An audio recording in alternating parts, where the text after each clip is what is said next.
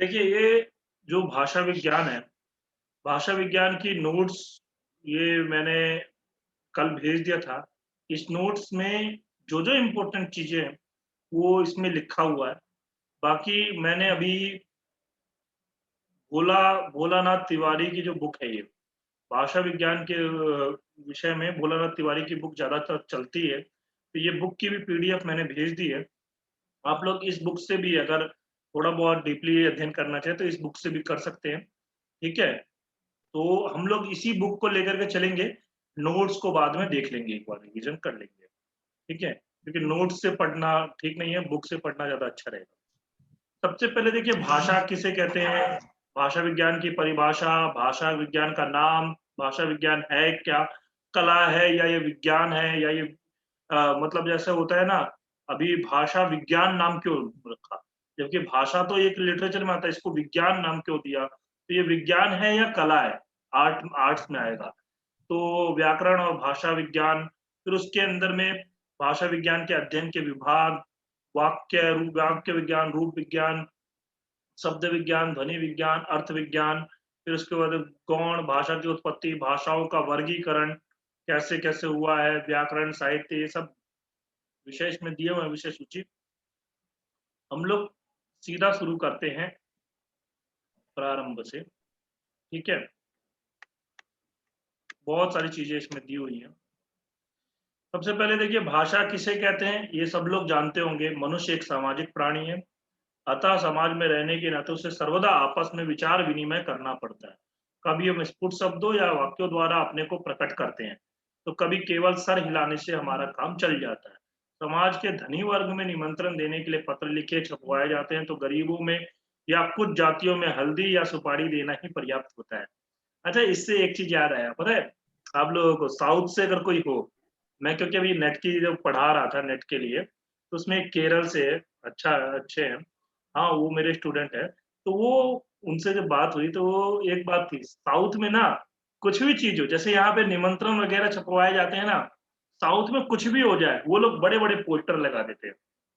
बड़े-बड़े पोस्टर, किसी की शादी है तो पोस्टर लगा दिया, किसी का बेटा हुआ है तो पोस्टर लगा दिया, किसी का मतलब गृह प्रवेश है तो पोस्टर लगा दिया। हर बात के लिए वो लोग पोस्टर लगा देते हैं, ठीक है? तो ये बातें हैं। और इसमें देखिए स्काउट लोगों का विचार विनिमय झंडियों द्वारा होता है। तो बिहारी के पात्र भरे भवन में भरे भवन विहारी के पात्र भरे भवन में करत है, नैनन सी सो बात। हाँ, चोर लोग अंधेरे में एक दूसरे का हाथ पकड़, ये सब बातें आप लोग पढ़ लीजिएगा, कोई खास बात इसमें है नहीं एग्जाम ओरिएंटेड या कुछ ऐसा समझाने लायक, ठीक है?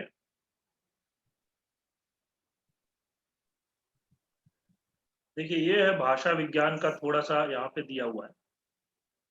भाषा विज्ञान ये उपर्युक्त विवेचन के आधार पर भाषा विज्ञान के निम्नलिखित प्रकार हो सकते हैं। भाषा विज्ञान के प्रकार के बारे में बताया, वर्णनात्मक, विश्लेषणात्मक, ऐतिहासिक, प्रायोगिक। ये उसमें भी वर्णनात्मक के अंदर में 2 बताया, अतुलनात्मक और तुलनात्मक, ठीक है? और विश्लेषणात्मक में भी 2 बताया, अतुलनात्मक और तुलनात्मक। अच्छा, वो क्लास नहीं अटेंड कर रहे। फिर इसके बाद में ऐतिहासिक में भी अतुलनात्मक, तुलनात्मक, प्रायोगिक। ये इस प्रकार से इसका वर्गीकरण वैसे किया गया है सामान्य रूप से, ठीक है? ये इतने प्रकार किए गए हैं। इसमें वर्णनात्मक भाषा विज्ञान, विश्लेषणात्मक, ऐतिहासिक, प्रायोगिक, जैसा कि शब्द से ही पता लग रहा होगा आप लोगों को।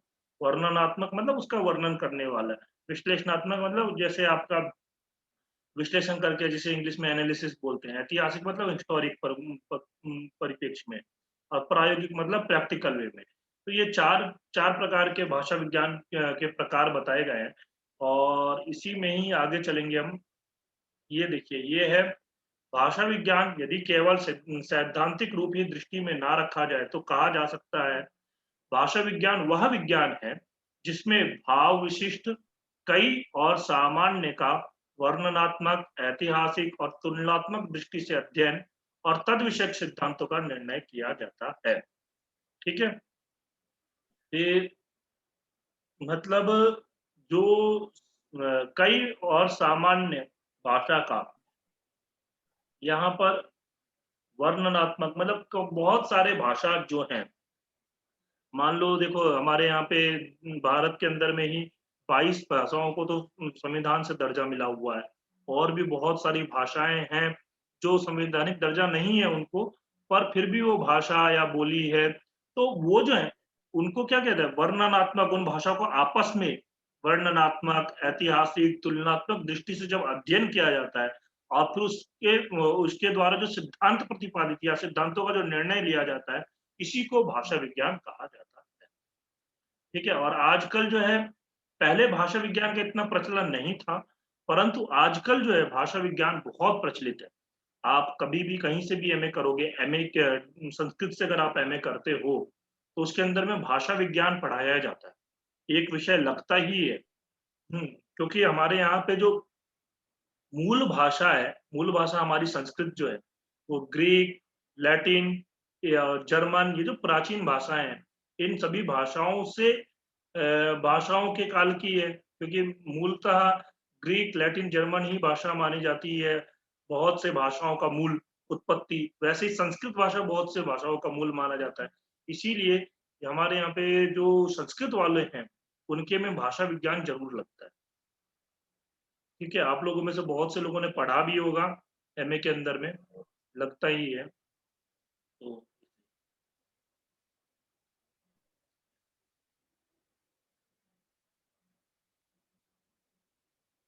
अर्थ विज्ञान, हाँ बिल्कुल, सुरभि जी पढ़ा है आपने। भाषा भूगोल, ये दोबारा पेज आ गया शायद। लिपि शेष, कुछ भाषाई टर्मिनोलॉजी है। देखिए, उपयुक्त विभागों के अतिरिक्त फोनीमेक्स, फोनीमिक्स, ये है, स्वर विज्ञान को टोनिक्स, टोनेटिक्स बोलते हैं, ग्लासे ग्लासेमेटिक्स, ये सब जो है ना, इन सब में से जैसे नाम विज्ञान को ओनोमेटोलॉजी बोलते हैं, कोश विज्ञान को लेक्सिकोग्राफी बोलते हैं। ये कभी कभी एग्जाम के अंदर में इन्हीं सब में से टर्मिनोलॉजी में से पूछ लिया जाता है। जैसे कोश विज्ञान को क्या कहा जाता है, आपको इंग्लिश में ऑप्शन दे करके वो पूछ लिया जाएगा, ऐसा। ठीक है, तो ये बातें थोड़ा सा, इसीलिए ये चीज है यहाँ पे, आप लोग देख लेना, इसमें कोई वैसे खास बात नहीं, कभी कभी लेकिन इन सब में से पूछ लिया जाता है एग्जाम में। जब छोटे मोटे एग्जाम होते हैं वैसे उसमें पूछा जाता है, पर यहाँ डीएसएसबी में मुझे नहीं लगता कि पूछेंगे ये लोग, लेकिन फिर भी अपनी तरफ से रिवीजन कर लेना इसको।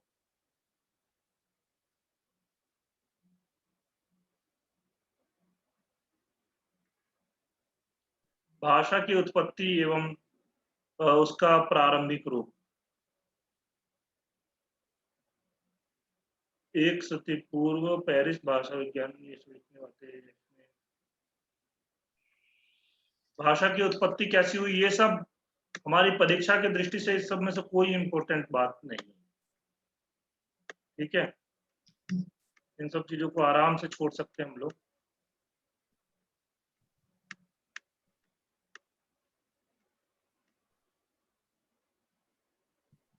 मूल भाषाएं, मूल भाषाओं में देखोगे तो भारोपीय भाषा जिसे कहते हैं, मूल भाषा भारोपीय, इंडो यूरोपियन, इंडो यूरोपियन जो भाषा है, अभी कल के एग्जाम में, कल परसों के एग्जाम में जो पूछा गया था, मैं आपको प्रश्न बताऊंगा, और उसमें बहुत से लोग कंफ्यूज हुए थे।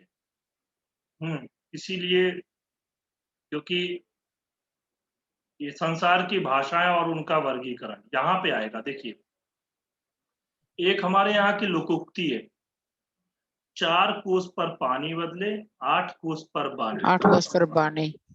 हाँ, ये जो लोकोक्ति है हमारे समाज में प्रचलित है कि 4-4 कोस पर देखोगे पानी का स्वाद बदल जाता है। कहीं मीठा पानी मिल जाता है, फिर 4 कोस के बाद जाएंगे तो उससे कम मीठा पानी मिलेगा, फिर आगे चलेंगे तो खारा पानी मिल जाएगा, कहीं का पानी पीने लायक ही नहीं रहता है, कहीं का पानी बिना आरओ के भी पी सकते हैं। तो ये 4-4 कोस पे पानी बदलता रहता है, और बाणी भी आप देखोगे 8-8 कोस पे बाणी बदलती रहती है।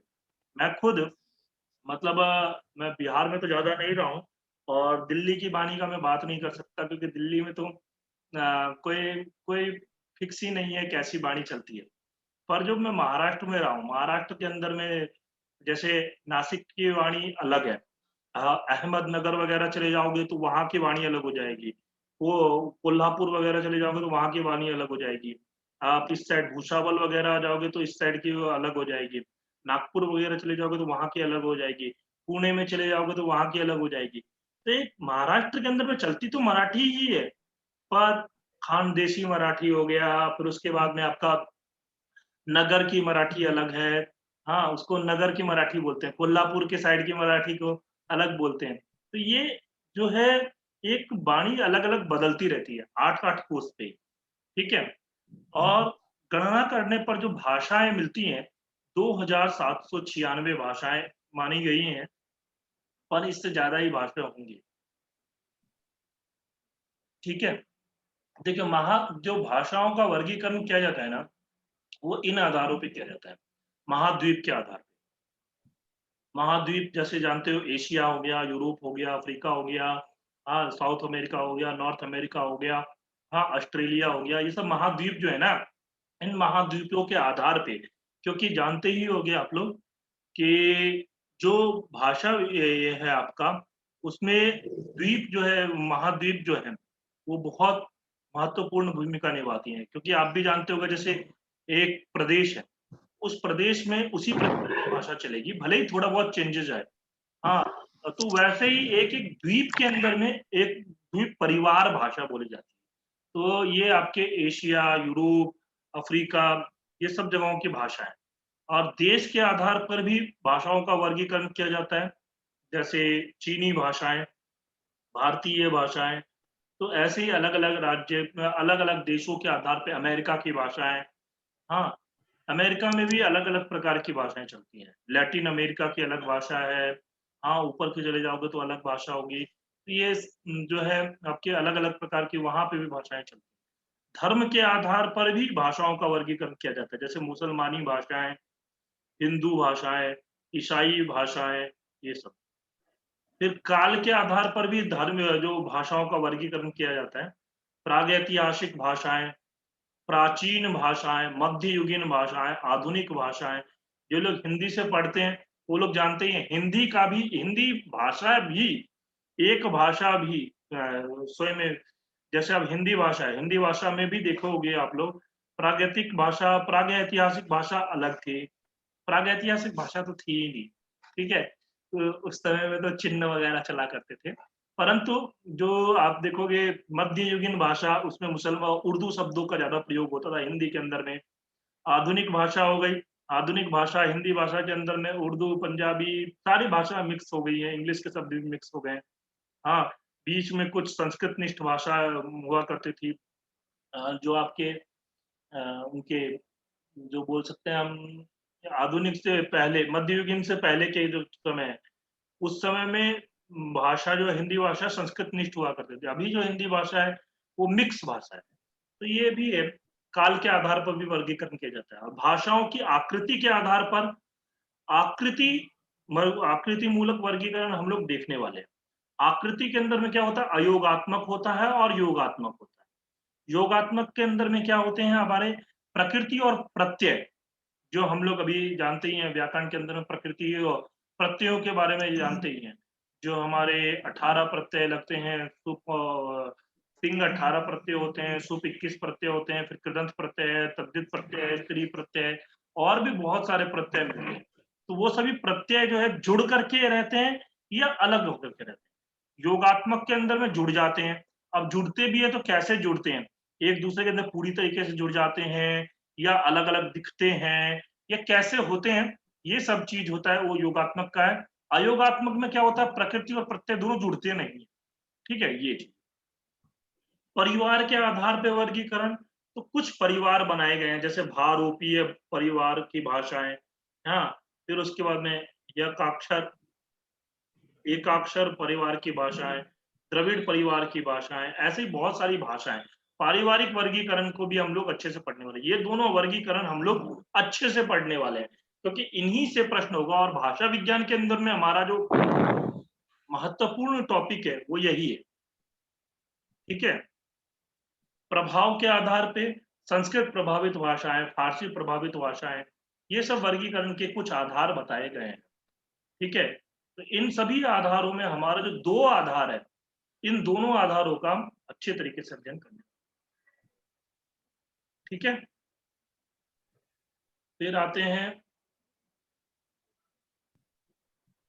देखिए शेष दो वर्गीकरण आकृति मूलक, आकृति रचना के आधार पर और पारिवारिक परिवार के आधार पर नाम से अभिहित किए जाते हैं। आगे इन दोनों का विस्तार पर हम विचार करेंगे। तो अब ये विचार करेंगे तो हम वही विचार पे चलते हैं। ये यहाँ पर आकृति मूलक पर देखते हैं, ये रहा। थोड़ा सा यहाँ देख लेते हैं, देखिए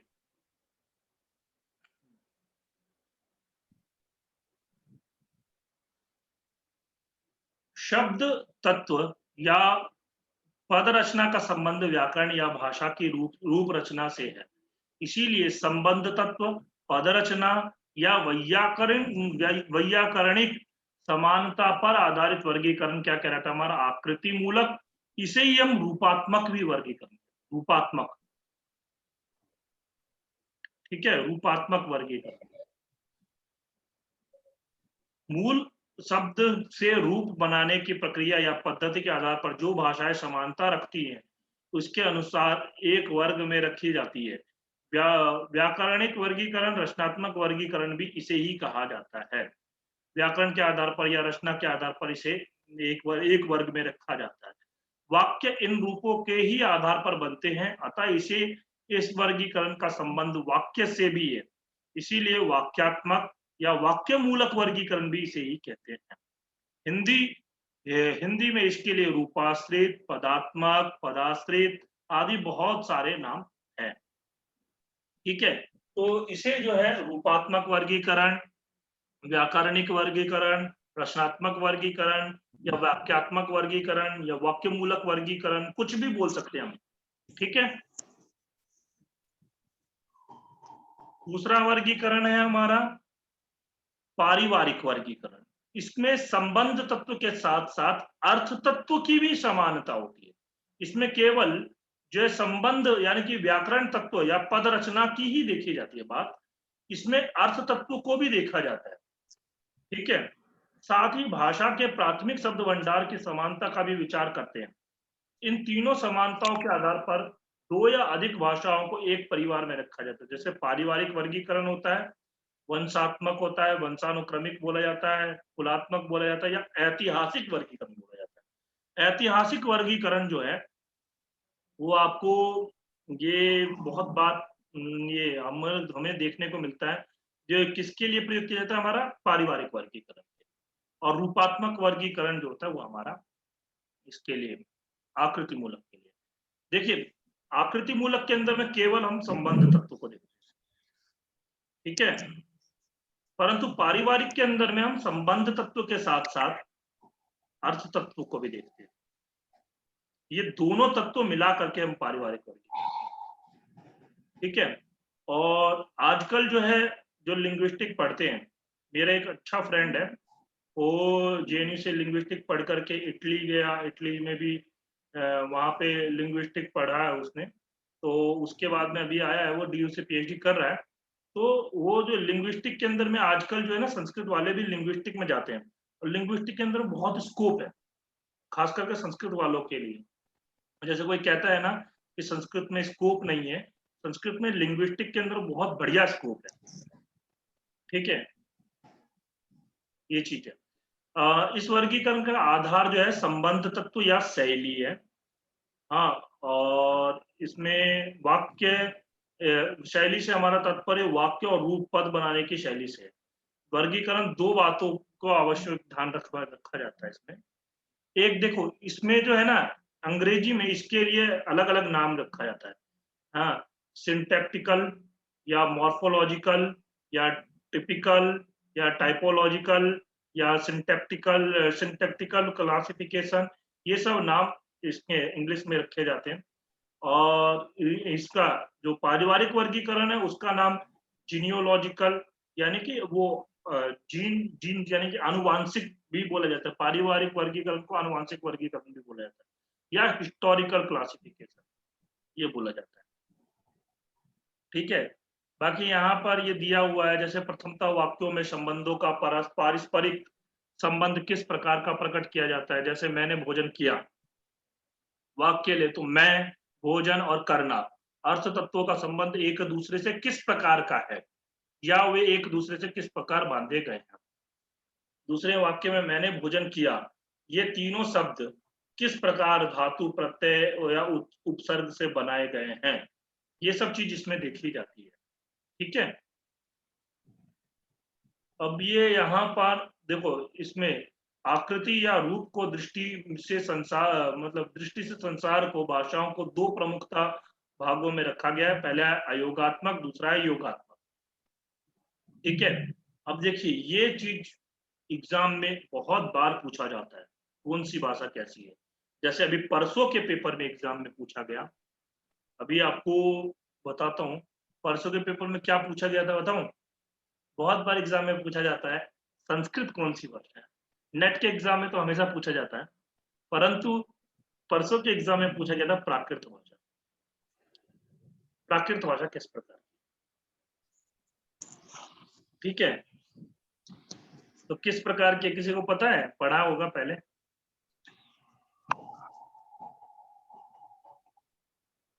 पता है ज्योति जी, बोलना चाह रही हो। नहीं सर, नहीं मालूम सर, नहीं मालूम, ये नहीं मालूम। बस ये तो पता है कि ये स्त्री की जो वो आती है, स्पीच आती है, तो उसमें प्राकृत भाषा में आती है, पुस्तकों में जो पढ़ते हैं। लेकिन ये नहीं पता कि इसमें अर्थ तत्व, संबंध तत्व या प्रकृति प्रत्यय से, ये सब नहीं मालूम। और नहीं, जैसे ये अभी जो हम लोग करने वाले हैं ना, इसमें प्रश्लिष्ट, अश्लिष्ट, श्लेष्ठ, अंतर्मुखी, बहिर्मुखी, ये सब जो भाषाओं का वर्गीकरण किया गया है, ये सब वर्गीकरण में से प्रश्न पूछ लिया जाता है। जैसे आपसे पूछ लिया जाए संथाली कौन सी भाषा है, अश्लिष्ट है, प्रश्लिष्ट है, या श्लिष्ट है। हाँ, योगात्मक, मतलब जैसे अश्लिष्ट योगात्मक, या श्लिष्ट योगात्मक, या प्रश्लिष्ट योगात्मक, या अयोगात्मक। अब आपसे ऐसा पूछते हैं संथाली किस प्रकार की भाषा है, या तुर्की किस प्रकार की भाषा है, या पालिनेशियन किस प्रकार की भाषा है, ये सब, अरबी किस प्रकार की भाषा है, ये सब एग्जाम में पूछा जाता है। ठीक है। तो इसमें देखो, जैसे भाषा दो प्रकार की हो गई। एक तो हो गई, दो वर्गीकरण किया गया, योगात्मक और अयोगात्मक। अयोगात्मक जो होता है वो तो एक ही प्रकार का रहेगा, क्योंकि उसके अंदर में प्रकृति और प्रत्यय दोनों मिलते नहीं है। और इसका सबसे प्रसिद्ध उदाहरण जो है आपका चीनी भाषा है। चीनी भाषा का एक और नाम है एकाक्षरी भाषा, मंडारिन भाषा। मंडारिन एक। हाँ।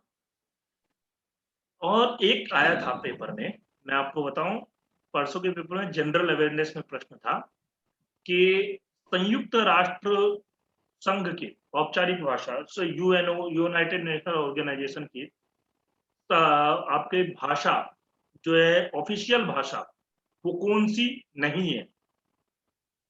अंग्रेजी, चीनी, और अरबी, कोरियाई, ये चार ऑप्शन थे। कोरियाई नहीं होगी। हाँ, कोरियाई नहीं है, क्योंकि अरबी भाषा भी वहां पर स्वीकार की गई है। अरबी, अरब के बहुत सारे स्टेट्स हैं इसलिए, और इंग्लिश तो चलती ही है। साथ में चीनी भाषा भी स्वीकार किया गया है, क्योंकि चीनी जो है, चीनी भाषा बहुत ज्यादा संख्या में चीनी भाषा के हैं, तो इसलिए ये तीन भाषाएं। कोरियाई भाषा केवल दो जगहों के, दो, नॉर्थ कोरिया, दक्षिण, साउथ कोरिया, ये और कुछ जगहों पर चलती होगी। हाँ, तो इस हिसाब से जो है, ये आपसे प्रश्न जनरल अवेयरनेस का था, पर थोड़ा सा इसमें दिमाग लगाए तो हम कर सकते हैं। ठीक है। एक मेरा दोस्त है, क्लास के आगे, मतलब जब पेपर देकर के आया तो वो अरबी लगा करके आया, तो अरबी तो होगी नहीं। ठीक है। चलिए, तो भाषा अयोगात्मक, चीनी चीनी भाषा जो होती है वो अयोगात्मक होती है। उसमें प्रकृति और प्रत्यय, यानी कि जिसमें प्रत्यय लगाया जाता है। संस्कृत में प्रातिपदिक बोला जाता है। प्रातिपदिक और प्रत्यय दोनों अलग अलग होते हैं, ठीक है। उसमें एक दूसरे से जुड़ते ही नहीं है, कभी नहीं जुड़ते, तो उसको बोला जाता है अयोगात्मक भाषा।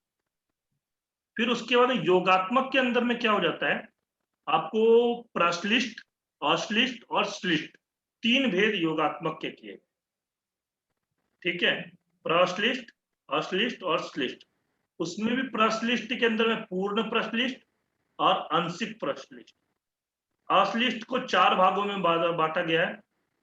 पूर्व योगात्मक, मध्य या पूर्वांत योगात्मक, अंत योगात्मक या आंशिक योगात्मक, ठीक है। ये 4 भागों में इसको बांटा गया। कैसे है अभी हम लोग आगे देखेंगे इसका अच्छे से।